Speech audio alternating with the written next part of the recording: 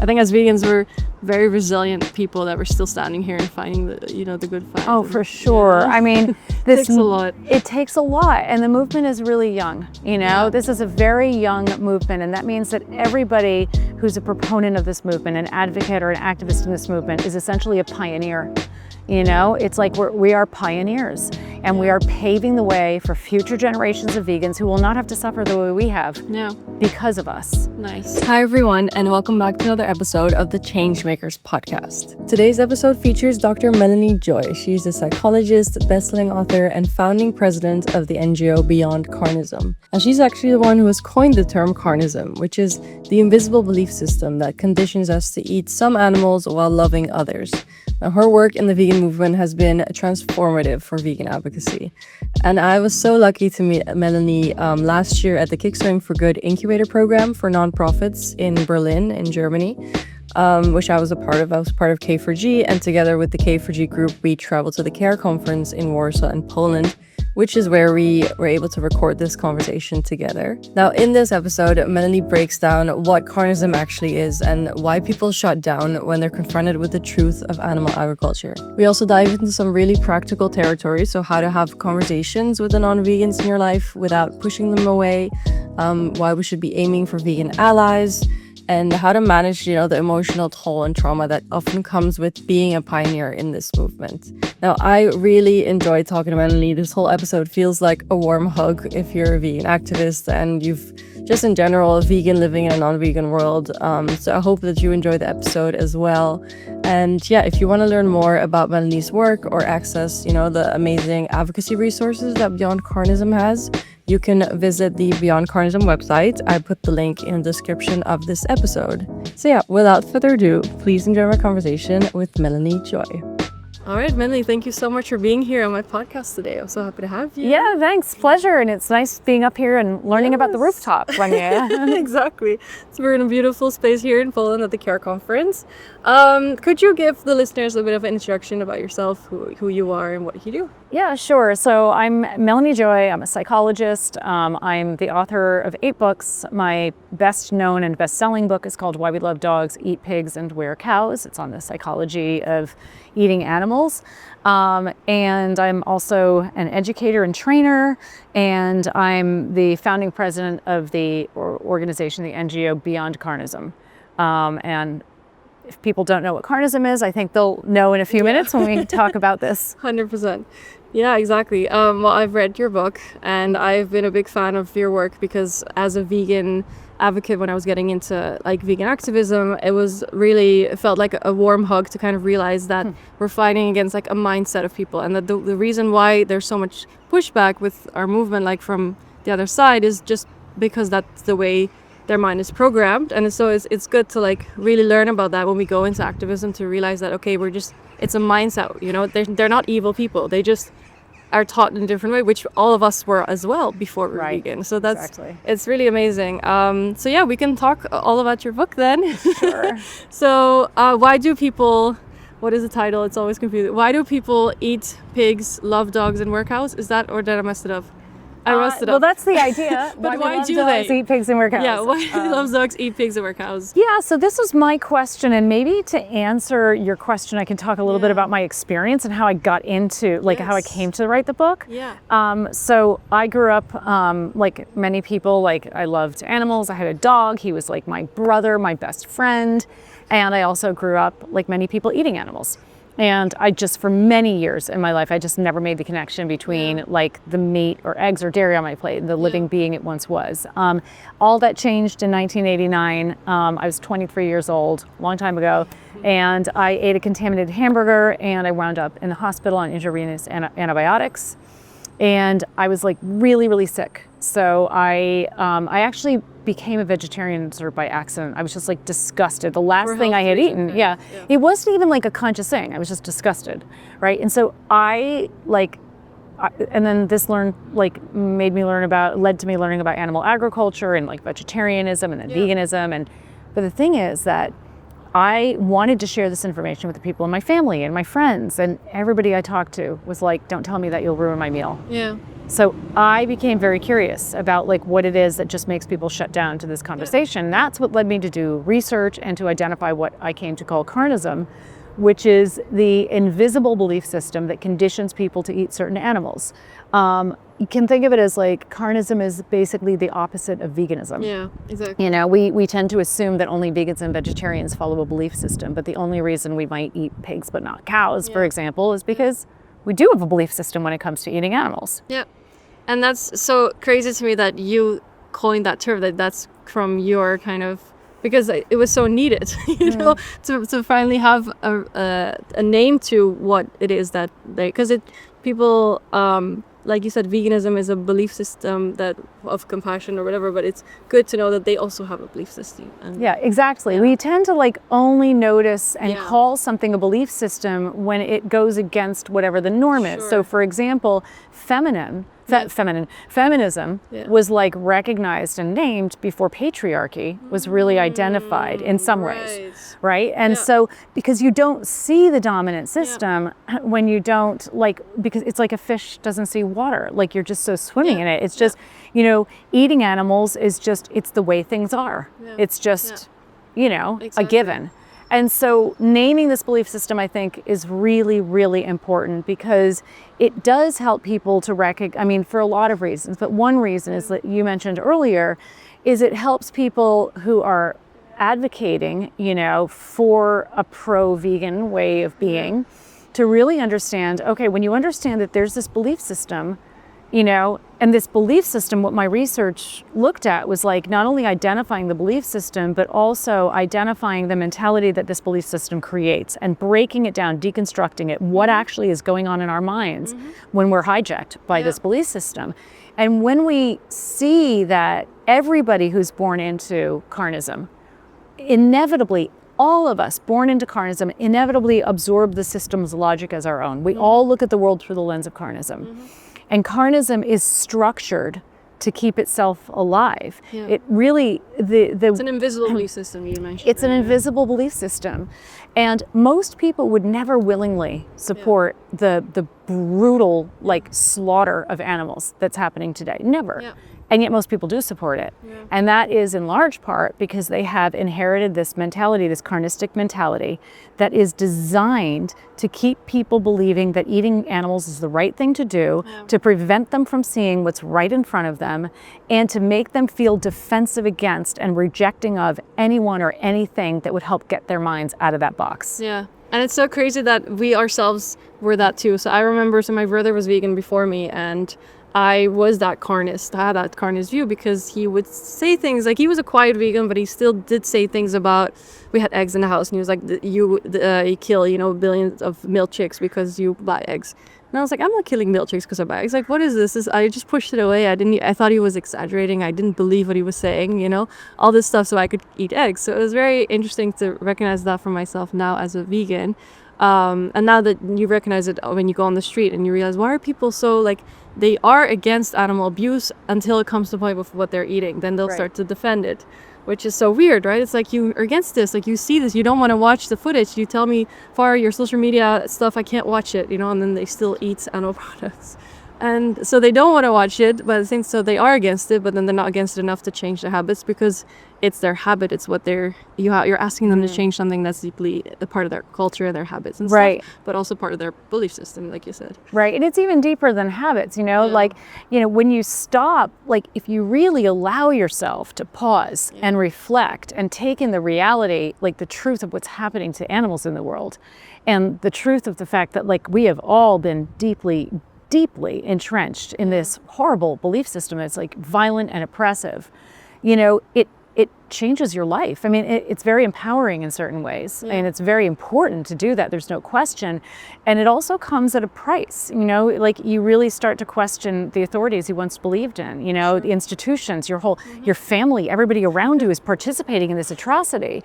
And, you know, and then relationships can become difficult and communication becomes difficult, and relationships do not have to end because one person stops eating animals at all. But sometimes they do because people who don't have the skills skills to navigate that difference can get really caught up. I actually wrote a whole book about this for vegans and non-vegans struggling in relationships. Oh, nice. Can't wait to read that one then.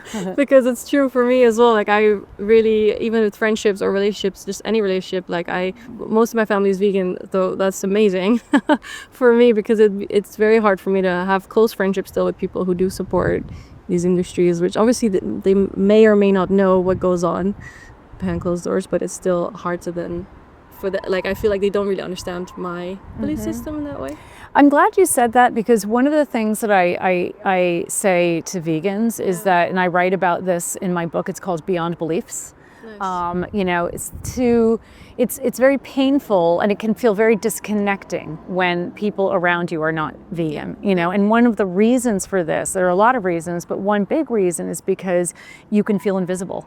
Like, you can really feel, I mean, it's also hard to feel respect for somebody whose behaviors you don't respect, but there are, you know, but that is part of the norm, so then it's hard to navigate. That's right. It's hard to navigate, but a lot of vegans feel really invisible in their relationships, and it's like, wow, what's like most near and dear to my heart, you have no understanding of. You don't know what it is that like breaks my heart. You don't understand what makes me feel joy, you know, and what disgusts me, and how hard it is for me to be like living in this world that every day offends my deepest sensibilities, you know, where I'm like, I see representations of myself, my beliefs on TV, and it's like a mockery, and it's not easy. And there's carnistic prejudices everywhere. That's a whole other conversation, I guess. But I do recommend that, you know, one way to bring the closeness back into the relationship is to ask the person in your life, you know, request that they learn about veganism, not to make them vegan, because that's a whole different animal, so to speak. But to say to them, listen, I would really love to share information about veganism with you, not to turn you vegan, but so you understand me.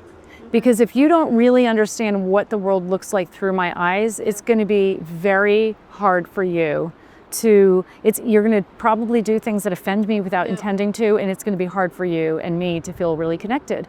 And that's a very fair and healthy relational request. Like, if you're close to somebody and that somebody has something important in their life, you know, it makes sense for them to say, whether it's cars, you know, somebody's like obsessed with cars and that's a close person to you. They might say, I really want you to understand cars, like this is essential to my life. And okay. But then it's hard if they don't make that connection, and then you don't really know how to, if after you've shown it to them. Well, I mean, that is true. And one of the things that can be really helpful, right, is that when a person really does learn about this, they may not stop eating animals, but they could nevertheless, you planted a seed, but it's not about turning them vegan again. This is about the relationship beneath the beliefs. They can become a vegan ally. And a vegan ally is a person who is a supporter of veganism and vegans who's not yet fully vegan themselves. And many vegans find that when the person in their life becomes a vegan ally, they don't need that person to be vegan anymore. That's the person who's like not letting them get teased at the dinner table. That's the person who's going out of their way and buying them plant milk so that they have something to put in their coffee. Yeah, that's true. And that can make a big difference, and that's a much easier ask. Yeah. This is great advice for anyone listening about navigating your relationships and family, because I know it's what a lot of people struggle with, and because we are alone, we are alienated from society as a vegan. You're the one with a dietary restriction, and you're the one who has to say, wait, I'm vegan, so I can't eat that, and then everyone's like, why are you vegan? Right. So it's definitely, I think that's harder. That's not harder, but that's just as hard to navigate as just knowing like the suffering and stuff. Like, it comes all together. Like, I think as vegans, we're very resilient people that we're still standing here and fighting the good fight. Oh, for sure. I mean, this takes a lot. It takes a lot, and the movement is really young. You know, this is a very young movement, and that means that everybody who's a proponent of this movement, an advocate or an activist in this movement, is essentially a pioneer. You know, it's like we are pioneers, and we are paving the way for future generations of vegans who will not have to suffer the way we have because of us. Nice. And so it's really important, you know, many vegans, they have such a strong sense of urgency. They care so much. A lot of vegans suffer a lot because of what they're aware of, you know, what they know, and there are high rates of trauma in the movement. And I've also written a lot about trauma and vegans and ways to manage that and work to heal that. And it's just really important to know that it is like waking up every day and living your truth and speaking your truth in the face of the pressure that exists and the atrocity that we know that we're in the midst of takes a tremendous amount of courage and integrity.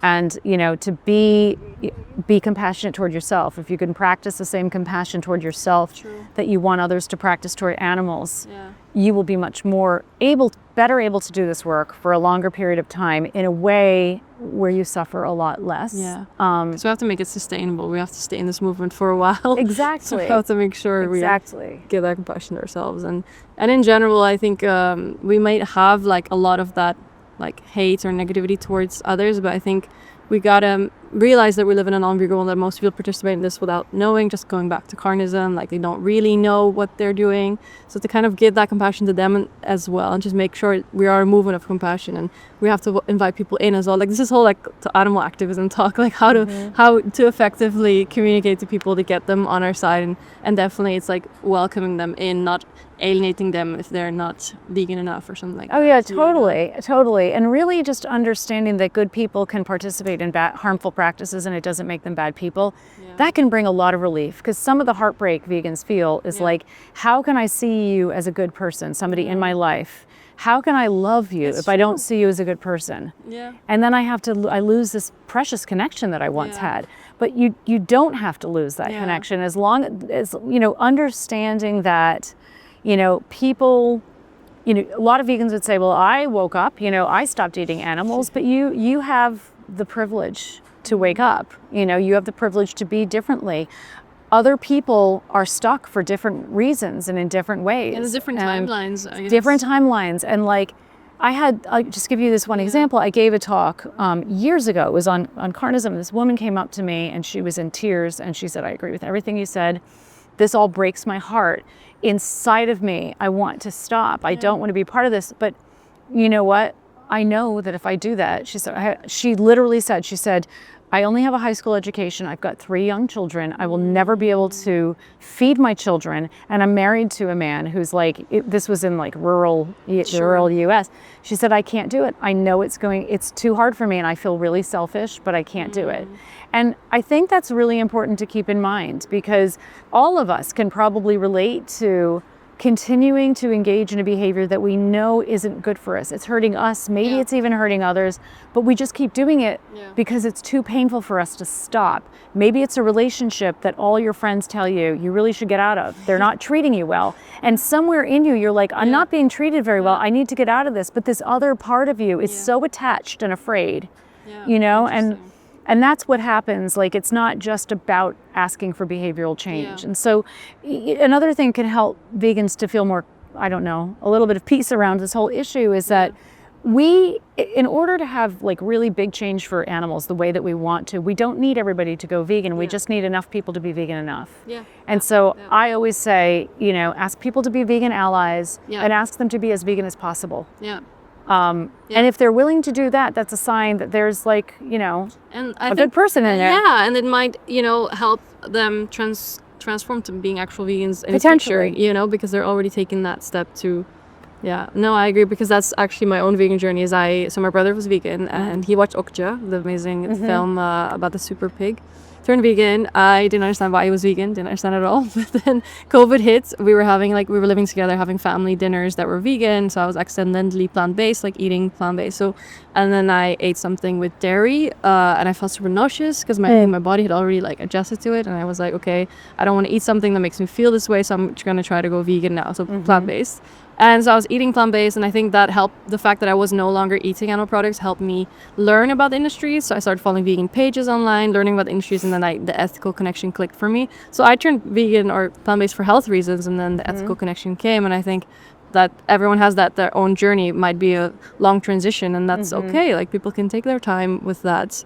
I think, everyone has their own journey. Of course, we want this atrocity to animals to stop right now. But people are just such complex beings, and they need time to like adjust their habits, I guess. That's really well said. And we do want the atrocity to end as soon as possible, as quickly as possible. And so what that means is that it's important for us to be committed to effectiveness, to being as effective as possible. And one way to be effective is to commit to not being shaming of others, because there's plenty of research. And we talk about this. I have a course called The Science of Effective Vegan Advocacy. Plenty of research that shows that when people feel even the threat that they're going to be shamed, and this means judged for being not good enough, right? Even the threat of that, they become dysregulated, and they are less likely to think less able to think rationally, and less able to feel empathically. So we shut people down because they don't want to get they don't want their identity to be they don't want to be poked at. So they people don't want to put the shield up basically, but they're also less rational and less empathic, right? So even if you don't agree with what I'm saying, it's more, or even if you think, well, I think people who eat animals are bad people, or whatever you might think, it still is in the best interest of the movement and of the animals to practice compassion. I agree. And then you're a safe person for people to listen to when you're compassionate and you're non-judgmental. And you give yourself permission to do that, because when you feel this urgency, if you feel this pressure to turn everybody around you vegan, and then I do though. But it's very normal. A lot of people want to plant the seed everywhere you go. Right. And that's a lot of pressure, that is a lot of pressure. I mean, and there's planting seeds, but then there's turning people vegan. And people change if and when they're ready to change. And if you feel like that's your responsibility, then you're going to push really hard to make that happen. And the harder you push, the less likely they are to hear your message. It's true. And that's not what we need for change for animals. We need change that's going to happen on an institutional level. It's just these shifts. The more people that can get on board and say I'm an ally, it's really easy to say I'm an ally, compared to saying, I'm going vegan, which is a big lifestyle change for many people. And people have to have some economic advantage, to even be able to do that. I want to ask also about carnism. So what would be your way so that we can break the carnist bubble? Is there any techniques, the whole showing dogs instead of pigs in factory farms, using AI, for example, doing that? Is there a way to get people to recognize that it's a belief system, a way for them? Any trigger points? Yeah, I mean, that's a great question. I mean, the mission of my organization, Beyond Carnism, is to expose and transform carnism globally. So this is what we do. And there's no one way. I mean, there are lots of different methods to do this. There are ways to communicate more effectively. I will say, for listeners, I mean, we are a service organization. So we have a tremendous amount of support materials. Everything is free except for the books that I wrote, which are owned by publishers. But everything is free, and we have courses on effective vegan advocacy and the science of vegan advocacy, on communication strategies, on preventing burnout, on handling trauma. We have webinars, all of that's online. Okay, great. We have talking points, we have in-person trainings, we have a whole website dedicated to reducing infighting among vegans so that vegans can relate to each other more compassionately and be more effective. That's infighting.org. So there are lots of different ways, and so it's more about, rather than the content, what you're talking about, it's the how. Delivery, because it's the that's delivery. What they say, right? How people don't remember what you said, but they remember how you made them feel. Exactly. That's exactly right. So, if you can improve that, if you can improve your communication skills, your relational skills, everything that you do will be more effective. But it's so hard. I had a dinner, and there was a lady there, a colleague of my aunt, I think she was, and she was a vegetarian but would eat steak whenever she went out, so something like this. And I tried to get her to understand about veganism, about carnism. I tried to make her understand that if it was a dog, she wouldn't eat the dog, and stuff like that.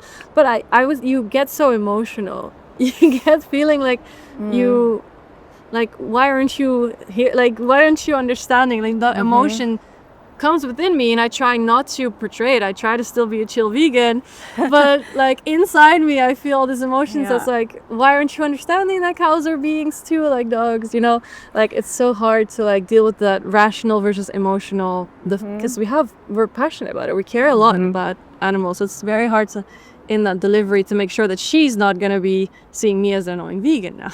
I mean, I'm so glad you said that because first of all, it's exhausting, you know, when you're always getting emotional like that. You wouldn't get you're getting emotional because you're invested. So like when I'm in those situations, which is like all the time, I'm like, I'm always out, I'm meeting new people, blah, blah. I could care less. I'm like, okay, so you say you're vegetarian, you're eating steak or like, you know, whatever. Like I might say like, oh, that's interesting. I've only met vegetarians who eat vegetables or, you know, if I say anything, I just don't care because in my mind, like, so there are unfortunately, over 8 billion people alive in the world today. And many of them are really not ready to hear this message, but many of them are. And for all the time and energy we spend, you know, trying to get through to that person who's resistant, we could have talked to like 50 people who are just like a lot more open. But just like choosing your battles. Choosing your battles, totally. Like somebody's not like, let it go, or you're tired and you're not in the mood to be advocating. Like advocacy is like the job you never. But it's a missed opportunity of planting a seed within her, and not the seed of vegans are annoying, but the seed of, oh, maybe I should reconsider my dietary choices. Well, here's the thing, right? Here's the thing. It's all about impact. At the end of the day, what matters the most is our impact. And what that means is how much harm and suffering we are able to reduce in a given day or in a given lifetime, however you want to put it. Let's say a given lifetime. People who are highly invested and feeling like, and do not give themselves permission to stop advocating when they're like feeling irritated or not in the mood, or like sometimes you want to be at that dinner party and not be the vegan with a capital T, capital V. You just want to be you, you know? Those are people who burn out. Those are people who get really embittered. Those are people who get really frustrated and drained. Like the biggest impact we'll have will be made by us watering the seeds of sustainability and resilience inside of us. And that means taking care of ourselves. That means being able to let a lot of this stuff go and be like, this is a long haul career that we are in. Advocacy is forever, hopefully. It's forever. No, it's true. I was having, after that, my brother was there as well, who's vegan, and we had a talk after that. Like, we went for a walk, and he was like, why were you so invested, like you said? And I was like, I just wanted her to just go vegan, like, make the connection. He's like, yeah, but you don't have that control over people. And I was like, yeah, it's true. And I know that, like, part of me knows that, but in the heat of that moment, I guess I just feel like I want to make sure they build that connection. And I don't know what's the right thing to say to help them build it without just being annoying. Well, one thing that you can do, like if you feel like you have the energy and you want to have the conversation and you're not invested in the outcome, because if you are invested in the outcome, you're going to be frustrated. Yeah, because you can't get that to happen. You can't get that to happen. Like it's no. And like, you know, grown-ups don't like to be controlled or to feel controlled. So, you know, but one thing you can do is you can share your own story. You know, nobody can make your story wrong. And say, oh, you know, you're vegetarian. And if somebody says that to me, I'm like, yeah, I was vegetarian too, actually. And here's how I became vegetarian. And then I turned vegan because of this. You know, so bring that back to, lead by example. But not just leading by example, but really sharing your story and like what's true for you. Then you're not shooting somebody. You know, you're not cross-examining somebody. You're saying this is if they ask you, and you can set it up to, you know, increase the chances that they will ask you. And often people are like, why are you vegan? You know, they'll say it. Or they'll say, you know, one of the things I always recommend is like when you meet somebody who was a vegan and is not anymore, you know, which is very frustrating for a lot of vegans, the question they always want to ask is like, why? Why did you stop being vegan? And I recommend asking, why did you become vegan in the first place? And when you do that, you invite people to reconnect with their original motivation.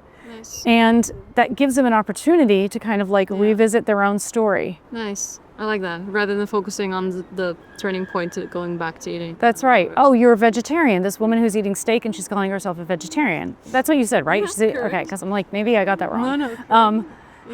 Oh, what has motivated you to become a vegetarian? Like, instead of why are you eating steak? Why are you a vegetarian? You know?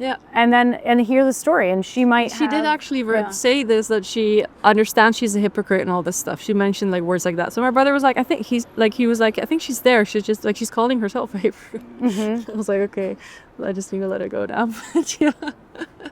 But no, that's good advice. It's just, obviously in day-to-day it's hard to navigate, but thank you so much for sharing all of that. Yeah, of course. And it is tough to navigate. And it's really important to not let the perfect be the enemy of the good, and to be like, this is when I'm giving trainings to vegans, it's like, I know that, I'm talking to people who care so much, who are already feeling like they're not doing enough, because that's sort of part of the mentality. Like, it's hard not to feel that way when, like, it's true, like nothing we can do will be enough to end this atrocity.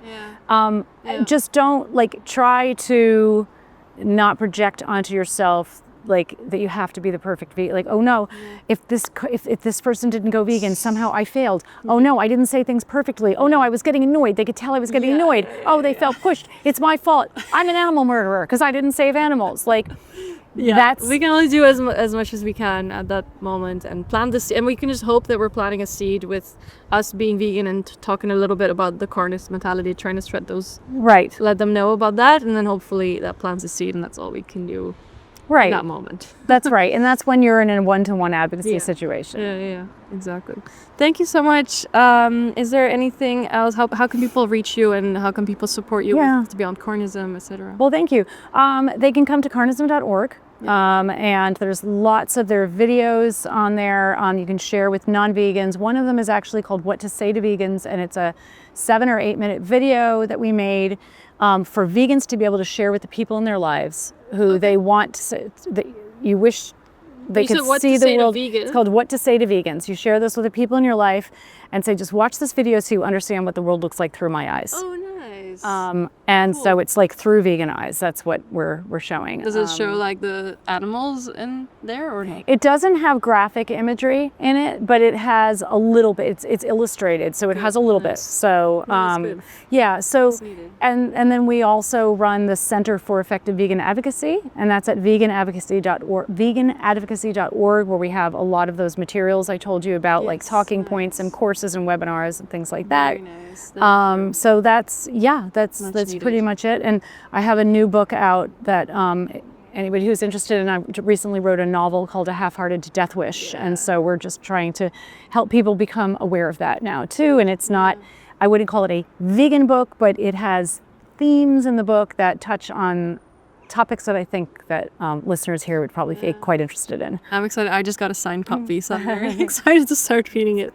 Thank you so much, Melanie. Thank you. Thank you for what you're doing. It's so important. Thank you. Pleasure. Yes. Thank you so much for tuning into the Changemakers podcast. My name is Farah Amber, and I hope that you enjoyed the episode. If you did, it would really mean the world to me if you could rate the podcast, and also remember to follow the podcast to stay updated on new episodes. Thank you so much for tuning in today, and I will see you in the next one. Bye.